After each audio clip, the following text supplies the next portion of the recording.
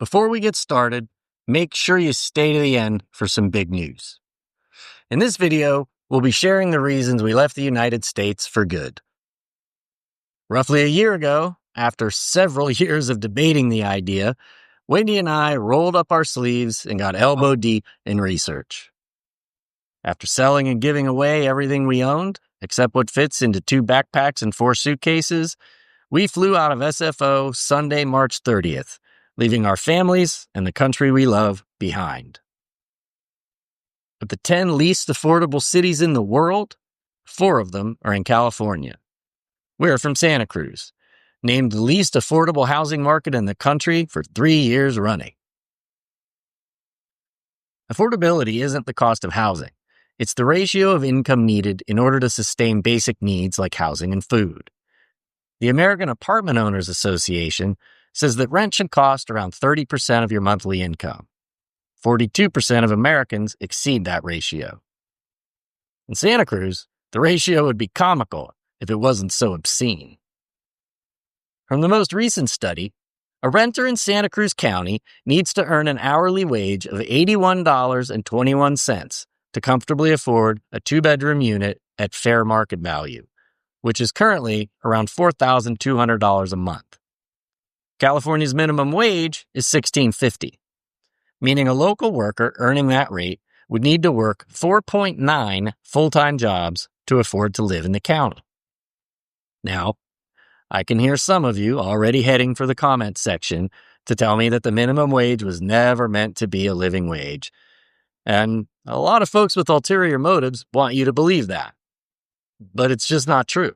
The U.S. federal minimum wage was established by FDR in 1938 as part of the Fair Labor Standards Act. In 1933, when defining the term living wage, he said, "By living wages, I mean more than a bare subsistence level. I mean the wages of a decent living."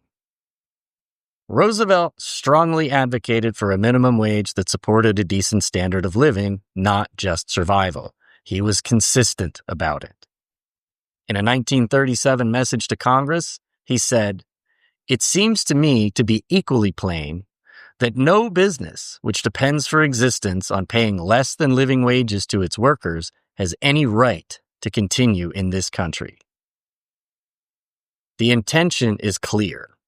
The minimum wage was meant to guarantee a dignified, livable income from the mouth of the guy who signed it into law. So, while many people nowadays claim that it's just a starting wage for teenagers or low-skill workers, that was not its original purpose. That view emerged later, during the Reagan administration, when resistance to labor standards surged. The housing market is controlled by the greediest of actors, with the legal system solidly on their side. There are no limits to how high a landlord can hike the rent, and market value is their battle cry. Never mind that this so-called market value is falsely manufactured and inflated by the very people who benefit from it.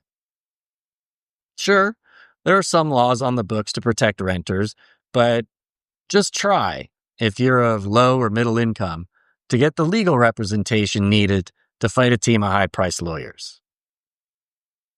It used to be that an investment property was exactly that, an investment. You would buy a property expecting that it would increase in value over a number of years, at which point you could sell it for a profit. In the meantime, in order to make your mortgage payments and pay for maintenance, you would find a renter. This was a fantastic symbiotic arrangement where both parties benefited. Somewhere along the way, that entire paradigm shifted. Now it has nothing to do with resale value. It's about wringing as much money as possible out of anyone desperate enough to sign your lopsided rental agreement. It's about profiting off of the money people spend for basic necessities. Then you've got the newly minted tech millionaire who's willing to pay, in cash, mind you, quadruple what a house is worth just to have a place to change into his wetsuit. And the foreign investors buying up properties only to leave them vacant for years. Add to this stack the university that keeps increasing enrollment while refusing to build housing, forcing moms and dads to drop thousands of dollars a month so their kid can share a 3-bedroom house with 5 other people, all of whom are also paying in the thousands. Still not done. Now pile on the short-term rentals by Airbnb, whom we refuse to do business with, by the way, which bring a revolving door of loud, obnoxious, often drunk strangers into previously quiet residential neighborhoods. Are you starting to see the problem? What's left for the locals? This problem is not unique to Santa Cruz, or even California for that matter. It's a systemic problem throughout the states. Simply put, many Americans can't afford housing. For us, we saw the writing on the wall. The landlord raised the rent by 10% each year. But our income didn't rise in kind. The cost of goods and services goes up right alongside the rent. We couldn't afford not to leave. In a 2024 opinion poll by U.S. News & World Report, ranking for the quality of life, the United States came in 22nd. While America has always been known as the land of opportunity, these days it's more like the land of opportunists. The American dream is more and more an unattainable fantasy, and traditional retirement is only possible for a growing minority. Most Americans live paycheck to paycheck, and many are just 1 or 2 paychecks away from homelessness. As the late, great George Carlin said, "It's called the American dream because you have to be asleep to believe it." So now let's cover a few categories that should be accessible to everyone, which are becoming further and further out of reach for many Americans. Let's start with the cost of simply staying alive. Food costs are at ridiculous levels in the States. According to the Food Action Research Center, 1 out of every 7 Americans faces food insecurity. No doubt the cost of groceries is going to keep going up, so this ratio is going to keep getting worse too. 1/3 of Americans struggle to pay for utilities. They face what's called energy poverty and literally sit in the dark because they can't afford their bills. This is downright dangerous when it's very hot or very cold. According to Brookings, 20% of American households are in water debt and lack access to affordable water. But then there are other costs to consider, like the expenses that go with owning a car. Almost everywhere in the States, you need a car in order to work. If you don't own a car, public transportation is sorely lacking. It is inefficient and expensive compared to systems in peer countries. Taxis or rideshare aren't a realistic option for a daily commute. And then there's fuel, registration, maintenance, and of course insurance, which is mandatory whether you can afford it or not. And just try to file a claim. Even if it's not your fault, the best you can usually expect is that they'll only raise your premiums. After the recent wildfires in California, insurance companies just stopped offering fire insurance there. Try getting flood insurance in the U.S. in a place that might actually flood. When it turns out they might have to pay a claim, these highly profitable corporations cry poor mouth. It's asinine. In 2024, U.S. insurance companies made $169 billion in profits, while raising prices and pushing for laws to avoid paying even more claims. Those profits were up 90% from the previous year and 333% from 2022. During a year in which they raised auto insurance rates an average of 26% and raised homeowners insurance by double digits while collecting more than $1 trillion in premiums for the first time ever. Seeing the pattern yet? Tipping culture is out of control, uniquely American, and just another boot on the neck of working people. Here's a novel idea. How about paying a living wage, rather than forcing your employees to rely on customers pitching in to pay their bills? Plenty of restaurants in the States have proven this is doable, and pretty much every other developed country on the planet has been doing it like forever. As a restaurant owner, perhaps you should heed Roosevelt's words from earlier. If you can't stay in business while paying your employees a living wage, perhaps you're not meant to be in business. Education isn't valued in the States, but it is insanely expensive. As America gets dumber, those who do decide to go to college find themselves with a lifetime of debt. At Harvard University, inarguably one of the country's top schools, tuition in 1970, the year I was born, was $2,600. For the 2025-2026 academic year, it's $59,320, and that's just base tuition. Add in fees and other expenses, you're at $86,926. So for a 4-year degree, you're talking nearly $350,000 without breaking a sweat. That's more than a 13,000% increase in 55 years. And sure, okay, I can hear you. The dollar went much further in 1970 than it does now. So let's adjust for inflation. The 1970 tuition in today's dollar would be $21,554. So we're still talking about a massive increase. And now, healthcare. You shouldn't have to die waiting for care, or because you can't afford it, especially in the richest country in the world. Whatever we've been told, America does not have the best healthcare in the world. We do have state-of-the-art treatments, a lot of options, world-renowned facilities, and a lot more. That is true. The problems are mostly to do with affordability and accessibility. It doesn't matter much how great your healthcare system is if you can't acquire the healthcare. Compared with our high-income peer countries, the U.S. has the shortest life expectancy at birth, the highest rate of avoidable death, the highest rate of newborn death, the highest rate of maternal death, the highest rate of adults with multiple chronic conditions, and the highest rate of obesity. Does that sound like a country with a robust, obtainable healthcare system? With many states now turning back the clock on reproductive rights and maternity care, our appallingly high rates of infant and maternal mortality are expected to get worse in the 21st century. So, we're dying younger and more often from avoidable conditions than our peer countries, while also spending an exorbitant amount on healthcare. As a country, the U.S. spends more on healthcare than any other high-income country by a long way, and is the only one which doesn't guarantee healthcare to its citizens. The number one reason for personal bankruptcy in the United States is medical debt. A Harvard study put that number at 62%.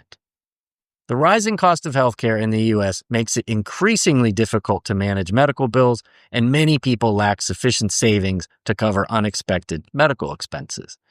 Even with insurance, deductibles and copays can be substantial. If your deductible is $5,000, you still have to pay out of pocket for that $800 MRI your doctor wants you to get. So how do you cover that? I can tell you that at least in my case, I just didn't get the MRI. In a Gallup poll from January of 2023, 38% of respondents said they had put off a medical treatment due to the cost. 100 million people in America are carrying medical debt. 63% of them have cut spending on basic necessities. 48% have used up most or all of their savings. 17% have declared bankruptcy or lost their home. And 44% of indebted people with kids owe for a child's medical care. And let's not forget elder care, which isn't covered by Medicare. The only solution to which appears to be don't get old, because Americans don't want their tax money going to care for old people. The Global Peace Index is the world's leading measure of global peacefulness. This annual report presents the most comprehensive data-driven analysis on trends in peace, its economic value, and how to develop peaceful societies. The GPI covers 99.7% of the world's population, measuring the peacefulness of countries using 23 unique indicators. The lower the score, the more peaceful the country. The indicators are contained within three main domains: ongoing conflicts, societal safety and security, and militarization. Among the indicators they track are things like ongoing domestic and international conflict, level of perceived criminality in society, military expenditures, number of homicides per 100,000 people, and number of jailed population per 100,000 people. Overall, out of 163 countries, the United States currently sits at 128th. In the militarization domain, America comes in at 162nd. Only Israel scores lower. Of the 14 countries in Central and North America, we rank 12th, just ahead of Mexico and Haiti, both of whom improved their scores over last year while we continue to decline. Our region also tops spending on violence containment. Exact U.S. figures aren't individually reported in the GPI, but regional data indicates that the U.S. spends the most on this in the world. I highly recommend checking out the GPI website and seeing where different countries land on the list. It's a real eye-opener. So let's see, what else? Data shows that more than 50 people are killed every day by a firearm in the United States. Wrap your head around this one. Gun violence is the number one cause of death for kids in the U.S. and has been for at least 5 years. In 2022, there were 2,526 gun deaths among 1 to 17-year-olds, averaging nearly 7 a day. Now, to be clear, we're not anti-gun. We've both owned them. I even had a concealed carry permit, and one of my favorite things is to spend an afternoon at the range. We are, however, very much for regulation and gun law reform. In the study I just cited, the authors from Johns Hopkins recommended multiple steps that could be taken right now to improve gun safety in the U.S., especially for children. One of the co-authors said, "The research is clear. These policies can help reduce rates of gun violence, including the record high rates we're seeing among our nation's youngest and most vulnerable." To date, not a single one of their recommendations has been implemented.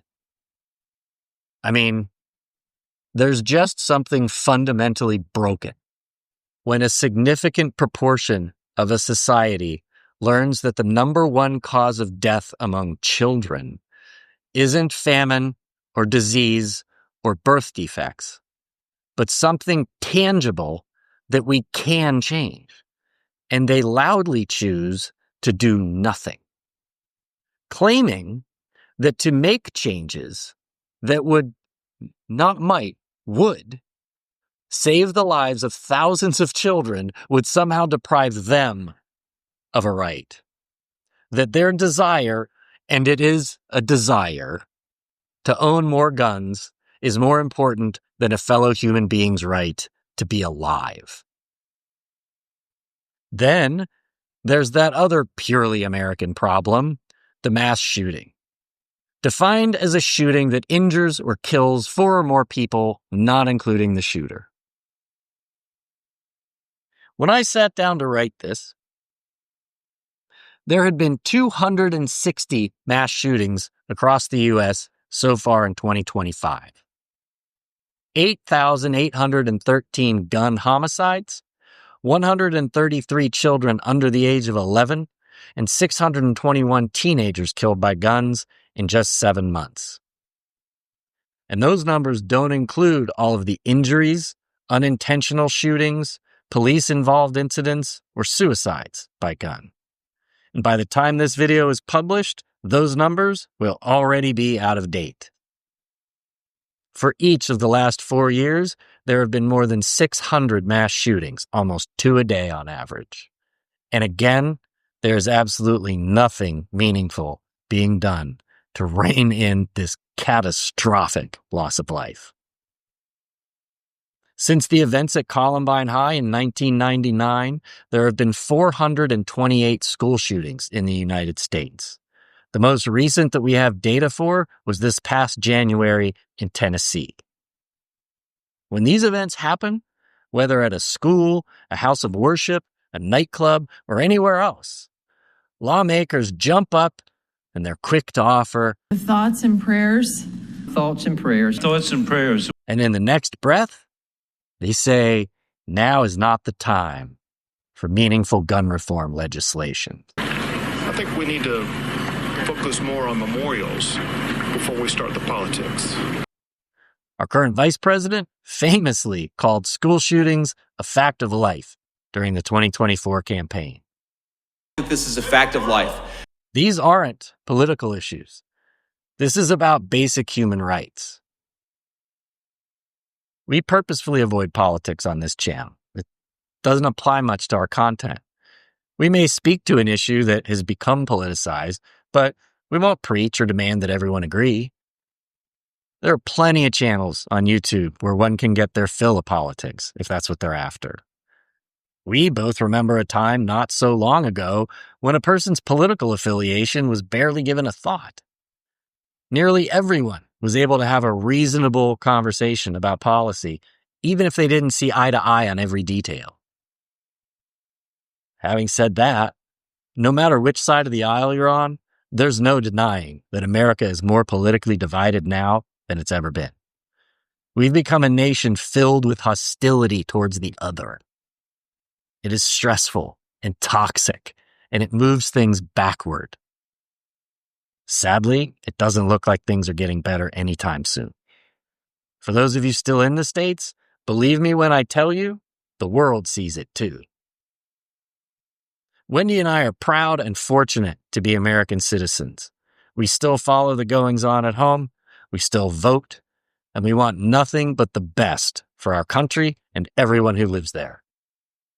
Outside of our self-imposed boundaries, there's a world of breathtaking beauty and ancient wonder, fascinating cultures and exciting new flavors, and people all over this planet, kind, warm, generous people, willing to lend a hand or just a smile to a foreigner. When language barriers dissolve, what you're left with is humanity. Making the decision to leave the only home you've ever known is a colossal undertaking with gigantic ramifications. It means uprooting your entire life, leaving family, friends, maybe a career behind. So this is an attempt to explain why we left, but putting it all into words would take a lot longer than a simple YouTube video.